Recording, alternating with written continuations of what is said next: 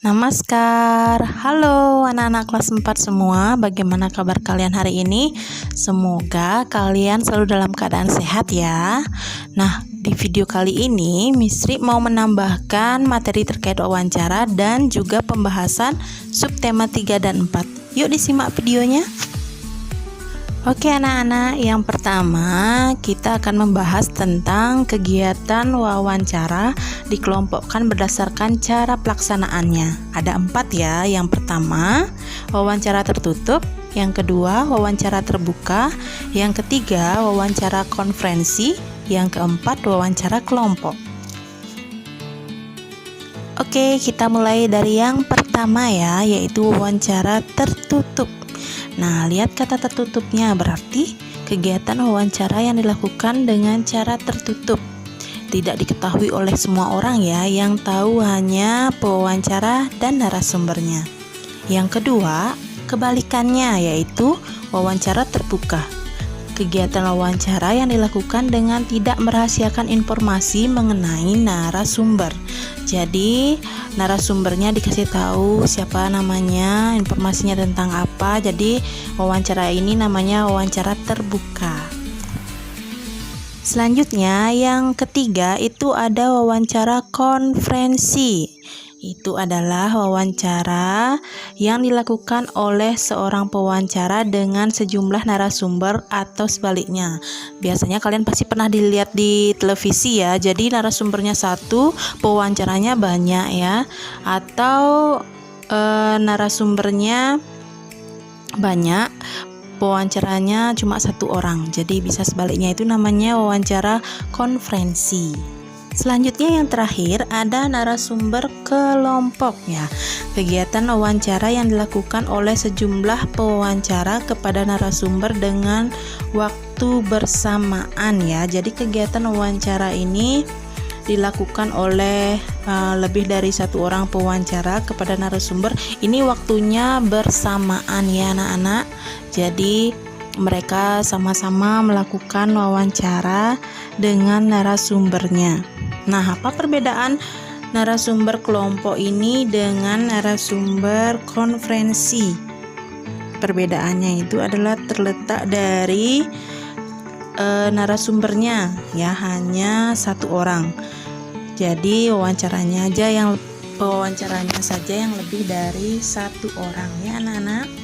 Semoga dipahami ya. Kita lanjut ke pembahasan soal-soal. Silakan siapkan bupenanya dan buku pengayaan tema 9 ya, serta alat tulisnya. Ya anak-anak, kita lanjut ke pembahasan ya. Yang pertama silakan ambil buku pengayaannya yang tema 9, halaman 78. Kita mulai dari yang nomor 1. Wawancara yang berhasil biasanya dilakukan dengan memperhatikan hal-hal berikut, kecuali ya, berarti yang bukan, yang mana? Iya, yang D. Melakukan wawancara dalam waktu yang selama mungkin. Lanjut nomor 2. Jika ingin mengetahui topik tentang cara-cara menghadapi kebakaran, maka narasumber yang sesuai adalah yang mana? Ini gampang sekali ya, yang D, petugas pemadam kebakaran. Kita lanjut untuk nomor 3. Jadi kita baca wawancaranya dulu untuk nomor 3 sampai 5. Buyung, selamat siang Pak, boleh saya meminta waktunya sebentar Pak? Pak Rahman, ya boleh. Buyung, terima kasih Pak, ada yang ingin saya tanyakan mengenai kemajuan sekolah yang Bapak pimpin saat ini. Pak Rahman, silakan saja. Bla bla bla ya. Nomor 3 pertanyaannya, berdasarkan percakapan di atas, peran Buyung adalah sebagai, sudah jelas sekali, sebagai apa? Iya, B, pewawancara. Yang nomor 4, orang yang diwawancarai Buyung adalah seorang, ingat di sana ada kata kuncinya, yang Bapak pimpin ya. Jadi pemimpin di sekolah siapa? Iya, kepala sekolah D. Nomor 5, sebelum melakukan wawancara, maka yang harus dipersiapkan adalah apa? Biasanya kalian siapkan sebelum melakukan wawancara? Iya, menyusun pertanyaan. Oke, kita lanjut ke Romawi 2-nya. Oke, sekarang kita lanjut ke Romawi 2, masih di halaman 78. Silakan dibaca dulu Buyung dan Pak Zaki ya. Pak, kami ingin menanyakan apa manfaat listrik. Pak Zaki, manfaat listrik itu banyak, mulai dari untuk menghidupkan lampu, kipas angin, televisi, dan lain-lain yang berkaitan dengan listrik. Nah, selain itu juga listrik hampir digunakan oleh seluruh masyarakat, bahkan di seluruh dunia. Jadi listrik banyak manfaatnya. Jadi itulah seputar manfaat listrik bagi kehidupan dunia. Oke, pertanyaan nomor 1. Apakah peran Pak Zaki dalam wawancara di atas? Gampang sekali. Narasumber atau pewawancara? Iya, narasumber. Silakan ditulis. Nomor 2. Apa yang menjadi topik wawancara di atas? Tentang apa? Iya, manfaat listrik. Nomor 3. Apa topik wawancara yang akan kamu tanyakan kepada pedagang? Topiknya apa kira-kira? Ya, tentang barang yang dijual, boleh ya. Selanjutnya yang nomor 4. Apa saja kriteria pertanyaan wawancara yang baik? Masih ingat nggak?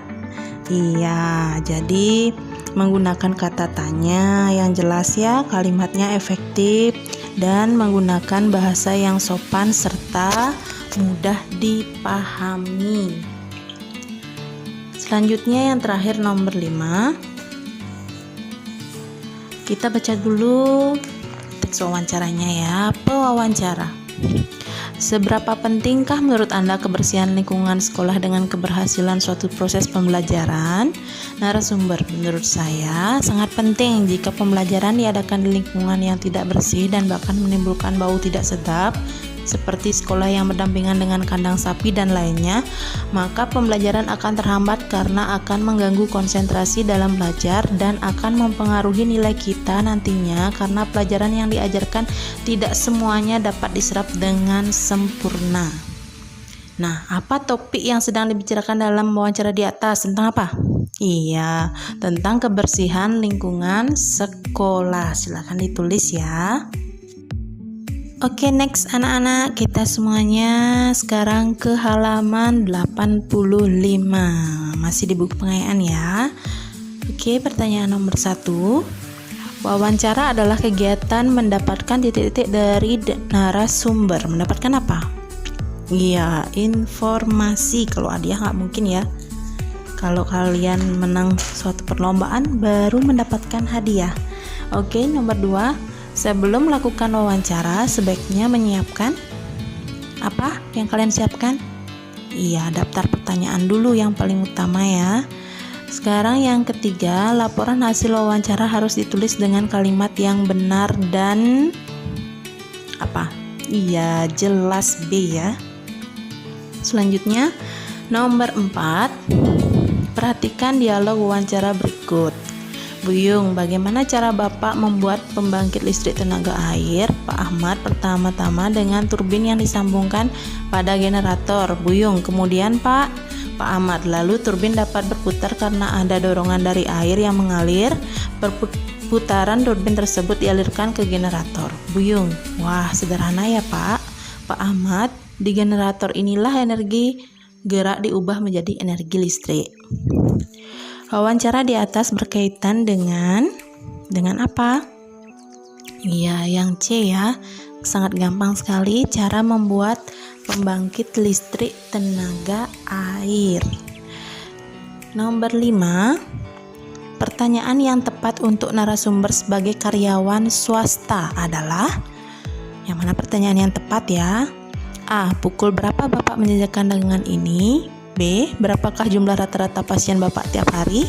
C. Pukul berapa Bapak pulang dari kantor? Yang terakhir, D. Ikan apakah yang sering Bapak dapat tiap harinya? Yang mana untuk karyawan swasta? Pastinya ke kantor ya. Yang mana? Iya, yang C. Ya anak-anak, sekarang kita ke Romawi 2 ya. Kalian boleh sambil minum ya, sambil mengerjakan. Silakan relax ya, santai ya. Ini materinya juga kalian mengulang ya, jadi misalkan kalian pasti masih ingat. Oke, Romawi 2 nomor 1. Apa tujuan dari kegiatan wawancara? Gampang. Iya, untuk memperoleh informasi atau untuk mendapatkan informasi sama ya. Nomor 2, buatlah pertanyaan yang baik untuk menanyakan topik lingkungan. Yang gampang saja ya, misalnya bagaimana cara menjaga kebersihan lingkungan agar selalu bersih? Boleh kalian tulis ya. Atau ada ide yang lain boleh juga ditulis. Nomor 3, bagaimana sikap yang baik ketika sedang melakukan wawancara? Bersikap sopan dan santun ya. Yang keempat, kita lihat dulu kalimatnya. Hiu dengan buasnya melahap ikan-ikan yang besar, lalu lumba-lumba hanya memakan ikan-ikan kecil yang berada di dekatnya. Apa kata yang tepat untuk memperbaiki kata yang dicetak miring? Yang dicetak miring itu adalah kata lalu, kata penghubung. Jadi kata penghubungnya kurang tepat di sana ya. Kan hiu melahap ikan-ikan yang besar, lumba-lumba memakan ikan-ikan yang kecil. Itu berbalik, jadi pakai kata hubung sedangkan ya. Hiu dengan buasnya melahap ikan-ikan yang besar, sedangkan lumba-lumba hanya memakan ikan-ikan kecil yang berada di dekatnya. Jadi jawabannya sedangkan. Oke, yang terakhir nomor 5. Siapakah orang yang memberikan informasi dalam sebuah wawancara? Siapa? Iya, narasumber boleh kalian tulis atau informan boleh kalian tulis ya. Pokoknya kalian bisa tulis keduanya atau salah satunya. Oke. Ya anak-anak, sekarang kita lanjut ke halaman 141. Di sana sudah ada 5 pertanyaan juga. Kita mulai dari nomor 1. Tujuan wawancara adalah, nah ini pertanyaannya diulang-ulang terus ya. Ya, jawabannya mengumpulkan informasi yang C. Nomor 2, narasumber yang tepat untuk diwawancarai mengenai program vaksinasi polio di posyandu sekitar rumah adalah, siapa yang tepat narasumbernya? Ya, yang D, petugas vaksinasi. Yang nomor 3, bacalah cuplikan wawancara berikut. Danu, saya ingin mewawancarai Bapak terkait pertanian di desa Sukmajaya, Pak. Petani, ya Dik. Danu, silahkan. Danu, bla bla bla bla. Petani sudah dari 2 bulan yang lalu. Nah, kata tanya yang tepat. Pertanyaan yang tepat yang mana? Kalimat tanyanya yang tepat untuk mengisi bagian rumpang adalah yang mana? Iya, sejak kapan desa Sukmajaya mengalami kekeringan? Jadi pas jawabannya ya.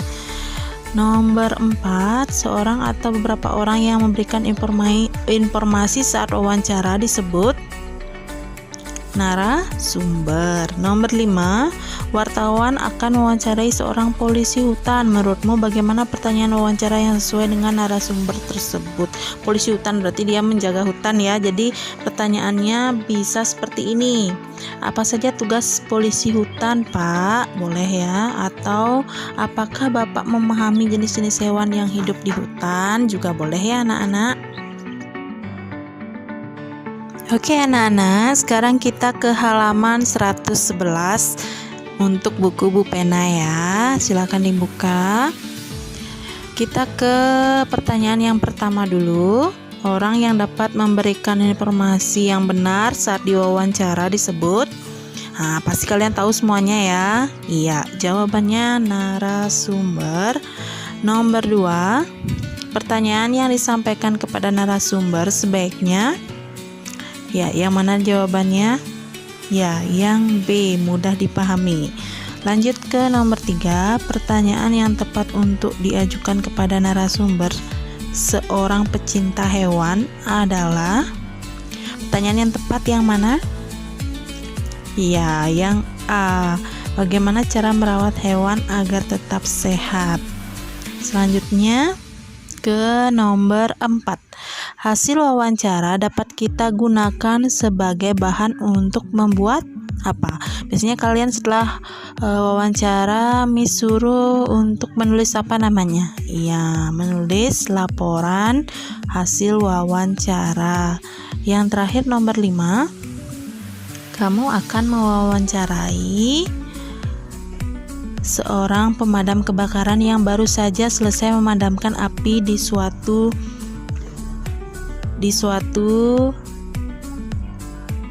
perumahan. Menurutmu, bagaimana pertanyaan wawancara yang sesuai untuk diajukan ke pemadam kebakaran tersebut? Ya, bagaimana pertanyaannya? Ya, boleh saja ya. Misalnya, apa yang menyebabkan terjadinya kebakaran? Berapa lama waktu yang Bapak butuhkan untuk memadamkan kebakaran ini juga boleh ya. Silakan ditulis. Oke anak-anak, sekian dulu pembelajaran hari ini. Tadi kita sudah membahas tentang pengayaan tema 9 serta bu penanya. Jadi kalian pasti memahami dengan baik materi kita kali ini ya. Kalau belum, silakan lihat kembali atau putar kembali video pembahasan untuk materi wawancaranya ya. Nah, selanjutnya Miss akan menyampaikan beberapa hal ya yang terkait penilaian untuk anak-anak semuanya. Yang pertama, penilaian harian itu akan diadakan minggu depan khususnya untuk tema 9 ya, tanggal 18 Mei 2020. Silakan anak-anak cicil dari sekarang belajarnya, atur waktunya di rumah ya. Kalian bisa belajar dan fokus belajarnya ya. Yang kedua, kalian akan mengikuti PAT. Nanti di-share lagi jadwalnya. Jadi kalian bisa siapkan setelah PH minggu depan, kalian siapkan diri untuk mengikuti PAT yang akan dirancang oleh sekolah ya, yaitu tanggal 25 Mei 2020 akan dimulai. Nanti kalian bisa lihat jadwalnya kembali.